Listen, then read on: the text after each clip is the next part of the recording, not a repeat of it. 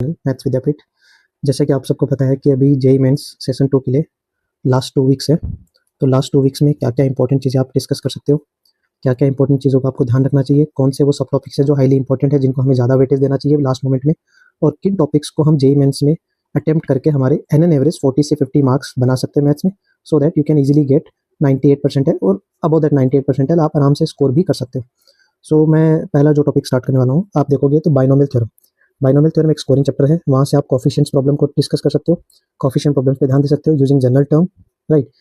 और general term के अलावा भी उसमें देखोगे तो इरेशनल टर्म कैसे निकालते हैं, रेशनल टर्म्स कैसे निकालते हैं, डिवीजन प्रॉब्लम्स जो हो गई, उन पे बहुत सारे क्वेश्चंस बनते हैं। उसके अलावा देखोगे तो डिटर्मिनेंट एंड मैट्रिसेस में adjoint property and determinant properties के बेसिस के जो जेईई में क्वेश्चंस आते हैं, क्राइमर रूल्स मोस्ट रिपीटेड क्वेश्चन है, हर बार आता है। सिस्टम ऑफ सॉल्यूशन में उसमें भी स्पेशली कौन सा आता है, इनफाइनाइट मेनी सॉल्यूशन, जो बार बार कंटिन्यूसली पूछा जाता है। तो आपको इसको सिस्टम ऑफ इक्वेशंस को ध्यान रखना है, no solution, many solution, unique solution, उसके बहुत सारे क्वेश्चंस बनते हैं। 3D में देखोगे तो 3D में distance between skew line, parallel line, ये मोस्ट रिपीटेड क्वेश्चन है, हर बार आता है। पॉइंट ऑफ इंटरसेक्शन निकालना बिटवीन टू लाइंस, एंगल निकालना बिटवीन लाइंस, एंड जो मोस्ट रिपीटेड क्वेश्चन है वो ये भी है बहुत सी शिफ्ट में, मिरर इमेज निकालना या फुट ऑफ परपेंडिकुलर निकालना किसी पॉइंट का किसी लाइन के रिस्पेक्ट में। कुछ टाइम लाइन की इक्वेशन मिलती है, कभी आपको लाइन की इक्वेशन देगा या फिर निकालनी पड़ सकती है, वो डिपेंड्स ऑन पॉइंट। तो ये वाला भी कंसेप्ट आप क्लियर कर लो, मिरर इमेज निकालना, फुट ऑफ परपेंडिकुलर निकालना।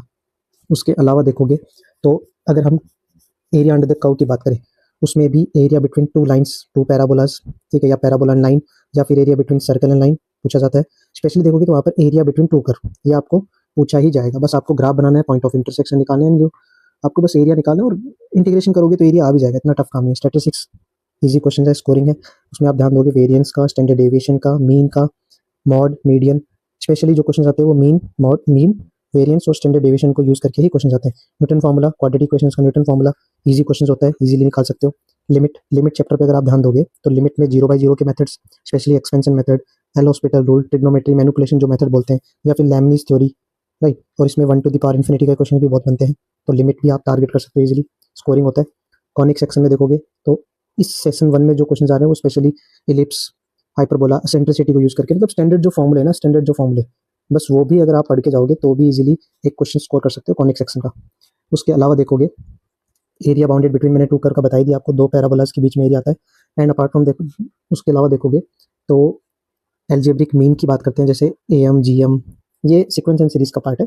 इसमें एम जी एम पे ध्यान दो, आप एपी जीपी पे ध्यान दो, और sum of infinite terms of GP, इन तीनों के फॉर्मूला बेस्ड जो क्वेश्चन आते हैं वो इजीली बन जाते हैं। डिफरेंशियल इक्वेशन में specially linear differential equation, Bernoulli's और होमोजेनियस डिफरेंशियल इक्वेशन, इन 2-3 डिफरेंशियल इक्वेशन, और वेरिएबल सेपरेबल को छोड़ो मत, इजी होता है, 2-3 टाइप्स होते हैं, आराम से तुम स्कोर बना सकते हो डिफरेंशियल इक्वेशन पे भी।